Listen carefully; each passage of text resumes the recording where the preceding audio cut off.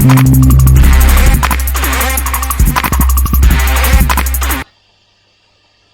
what is going on, everyone? Thanks for tuning in. So finally we're live, and I'm hoping that I crossed all my T's and dotted all my I's on this live, because I've done it a couple times already and I missed one thing or another. Either I hit hitting record, or I forget to do something. So hopefully we got it right this time. So today I want to talk about what's the topic today. So how much is the realtor fees? It's kind of it's a question that I kind of get asked often, and when it doesn't get asked, I kind of get a little bit nervous, just because in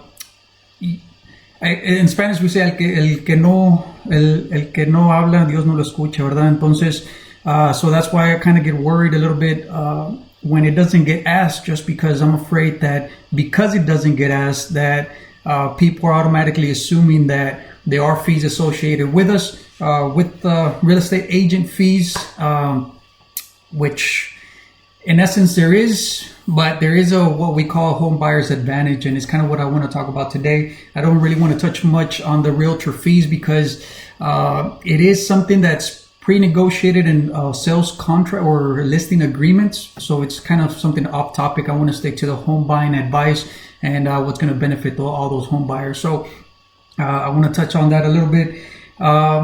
Before I get started, I kind of wanted to give a huge shout out to, and you know what, I just thought about it, that I haven't actually liked it, but so Jinx Realty, which is an office that I belong to, or that I signed up when I first reactivated my license late last year, late 2018, early 2019.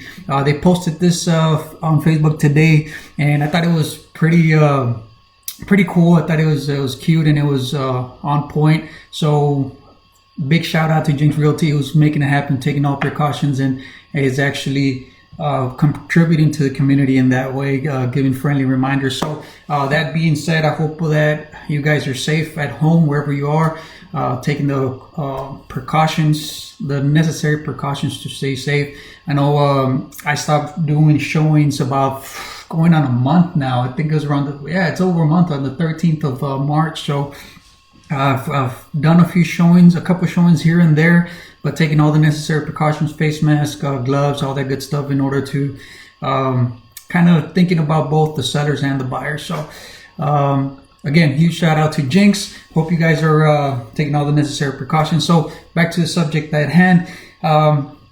Real common question I get when I first start working with buyers, home buyers, on the agency side. Not really talking about the investment side. I'm talking more about the agency side. How much are the realtor fees? And it's something that I'm kind of concerned when it doesn't get asked, just because if it's not getting asked, I'm thinking that they're automatically assuming that there's fees associated with having representations. Like in the state of Texas recognizes that home buyers have they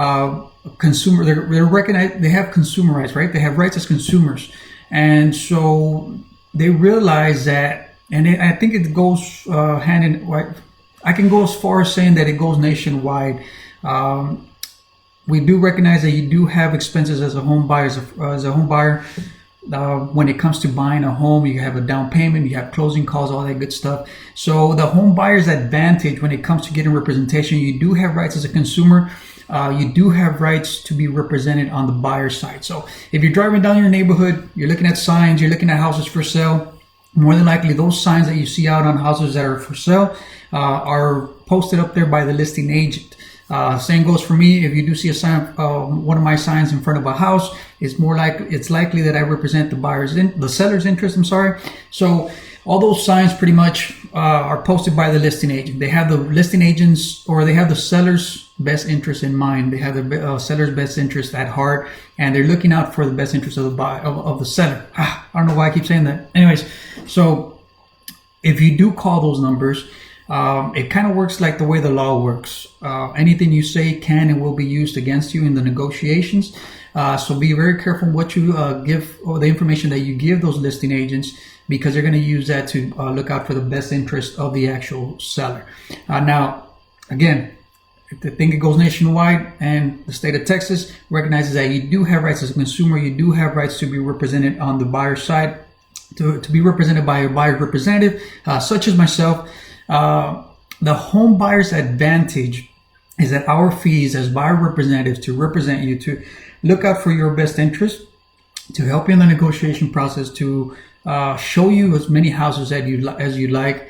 There is no fee. Our fees come out of the seller's proceeds. So our fees are something that has been negotiated on the listing agreement, where the listing agent has that agreement with the seller and has agreed to split the fees half and half for themselves, the listing agent, and half for the buyer's agent. So that means that on the buyer side, the home buyer's advantage is that our fees to represent you and your best interest do not come out of your pocket. They come out of the seller's proceeds. So it's a question that I think that goes overlooked quite often, just because, again, if they don't ask, it's usually because they're assuming that there's going to be a fees associated. And I think that's what scares a lot of home buyers.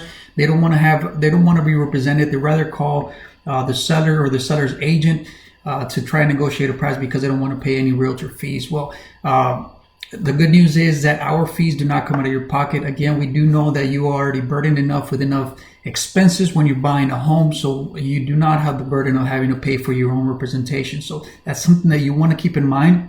You always want to have a real estate agent on your side. And I think this is going to be a short one just because of that. I just wanted to cover that one question. So tune in again tomorrow around the same time, where I'm going to be going down the list of questions that I get from home buyers, the commonly asked questions about buying a house. And I have a whole list. You should see my erase board, but I'm going to be going through them one by one every single day. So that way I can hopefully answer any questions or demyth or debunk or any myths about the home buying process. So I hope that helps. Thanks for tuning in. See you again tomorrow. Don't forget to follow me, like, all that good stuff, which is really comes second to me being able to provide this information to you. So thanks for tuning in. Peace.